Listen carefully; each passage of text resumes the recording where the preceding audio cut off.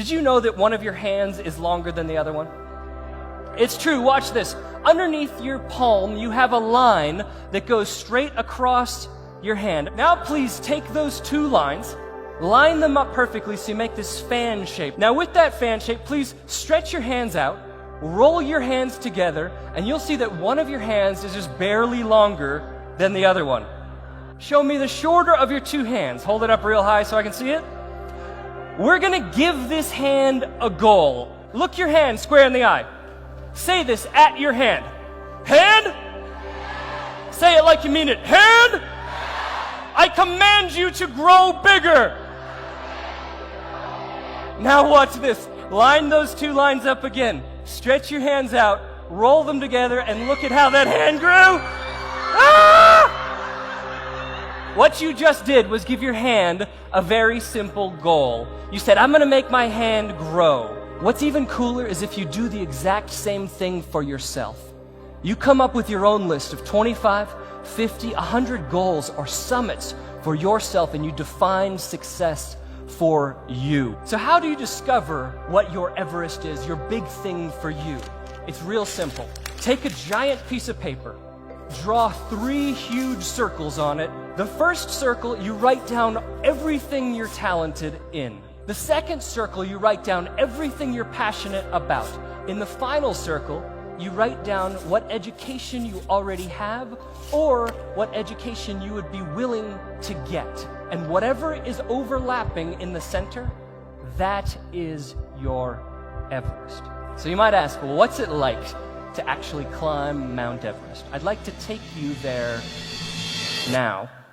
If you look at the Statue of Liberty, it's one of the most recognized buildings on the planet, 305 feet tall. Now, if I exit out of this presentation and shrink that image down as small as I can get it, and then I stack 95.2 of those Statue of Liberties on top of each other, that gives us 29,035 feet above sea level, which is the height of Mount Everest. And there are only 8 ways to die on Everest.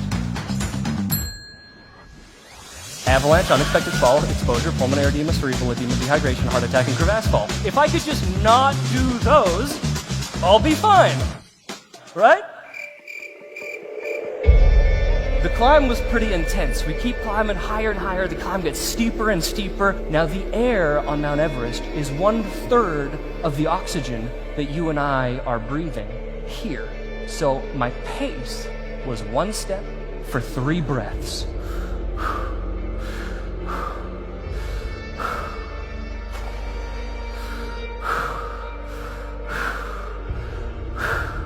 I thought, man, there's no way I'm gonna make it up to the summit. This is too slow. This is ridiculous. I'm taking these steps, and I get to a spot where I cannot take my leg out of the ice. I look down, they're not stuck on anything. What's going on? Why can't I move my foot?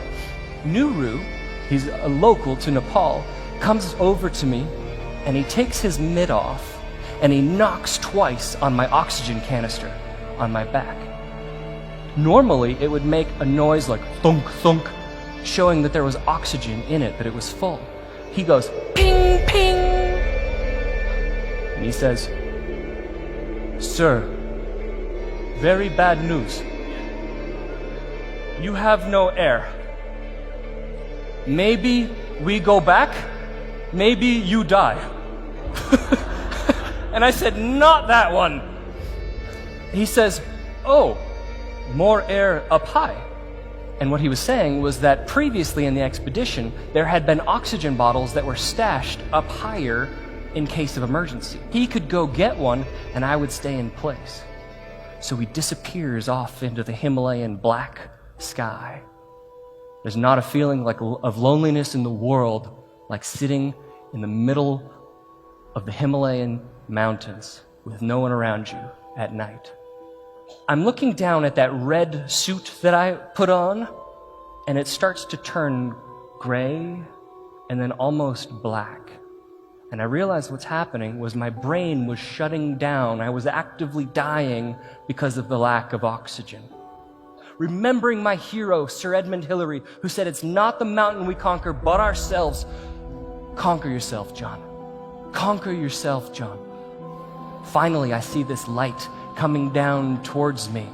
And I'm like, please be Nuru, please be Nuru. And he says, John, sir, I have air. And I'm like, yes. And he takes this oxygen bottle off of the regulator, the old one. He takes the new one, screws it in. I take a breath. And as soon as I do, my suit turns from gray to red again.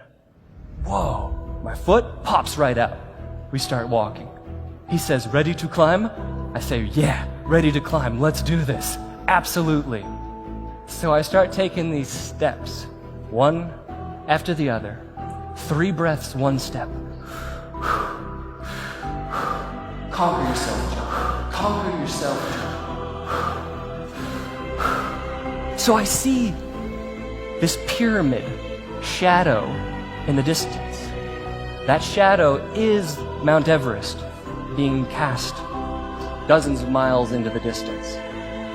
And that's when I realized that I was there. I was standing on top of the world, on top of Mount Everest.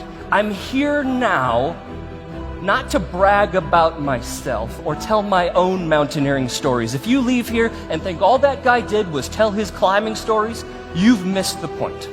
This is about you, because every person should have his or her own Everest. See, in life, bad things happen. There are challenges, but do not have a case of excusitis where you have this disease that things are too hard, too difficult, or that you're not good enough for whatever reason. The mountains will never lower themselves to your level, but you must rise up to the demands presented to you by the climb. The problems of the world are not going to get easier. You must rise up, bring out that leader within, and rise up to the demands presented to you by the climb. The greatest leaders of all time have come from the times of greatest turmoil. The greater the problem, the greater the opportunity for leaders like you to step up. We are a generation that is disciplined. We are a generation that is productive. We are a generation that is fighting to fix the mess that was given to us. We are a generation that believes that this planet will not move forward unless we embrace kindness, compassion, and respect for all of life. It is a choice that you will make whether or not you will let that leader out. Will you?